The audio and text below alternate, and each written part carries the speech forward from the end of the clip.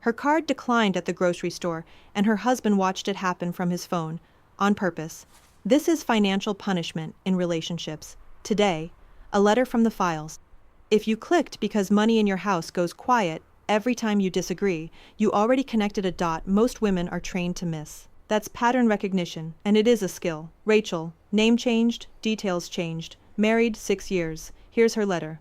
Tuesday night we argued about his mother. Wednesday my card declined at the store. Full cart, my daughter asking about the juice. He got the decline alert and didn't answer me for 2 hours. Stop right there.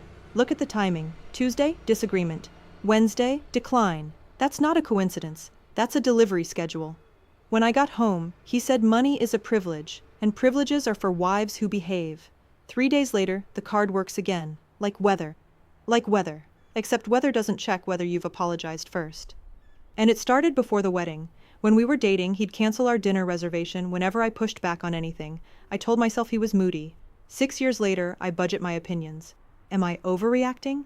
Rachel, you're not overreacting, and you're not making this up. Your eyes work fine. What you're describing has a name, and the name is not budgeting.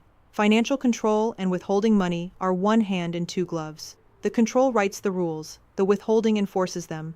And using money as punishment in relationship after relationship is not stress. It's a setting. It works because groceries are not optional. He never raises his voice. The card does the yelling for him. Search the phrase, husband cuts off credit card during fight, and you'll find 1,000 Rachels. Each one sure she's the only one.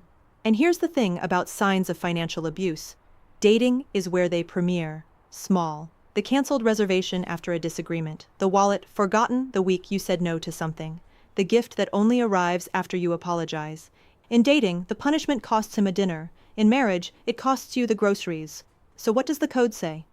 In a pairing like this, one number matters first, the peace and provision index. In a healthy pairing, provision answers need. You need groceries, money shows up. Rachel's pairing runs in dominance mode, provision answers compliance. Money in that house isn't a resource. It's a leash, and the length changes with his mood. That's this exact line in the report. Peace and provision index, dominance mode. Provision responds to obedience, not to need. And so we decode him, instead of demonizing him. With a woman his code actually matches, a fight and the wallet live in separate rooms. Cutting her card mid-argument wouldn't even occur to him. The thought physically wouldn't form. Now your free test, tonight. I call it the 2-calendar test. First list, the dates of your last 3 real disagreements. Second list, the dates money got tight, a declined card, a delayed transfer, an allowance that got forgotten. Put them side by side. If the 2 calendars rhyme, budgeting is not the word for what's happening to you. Rachel, here's your order, and the order matters. Tonight, a safety step. Open an account only you can touch, even with $20 in it. Photograph the statements. Keep copies where he can't reach. This week, run the pairing through AstroVetting. 10 minutes, and you see whether provision was ever unlocked here, or whether leverage is all this pairing ever had. Why that order? You don't diagnose an engine while the car is rolling toward you. Safety buys you the calm to hear the answer. Rachel spent 6 years inside his version of the story. A woman who checks the pairing first chooses which story she's in at all. That's what the AstroVetting document is for. Not to tell you what you felt, to make it official. Official changes decisions. Your story goes in the comments. My verdict comes back. Don't leave your soft life to chance. Subscribe and start vetting by code.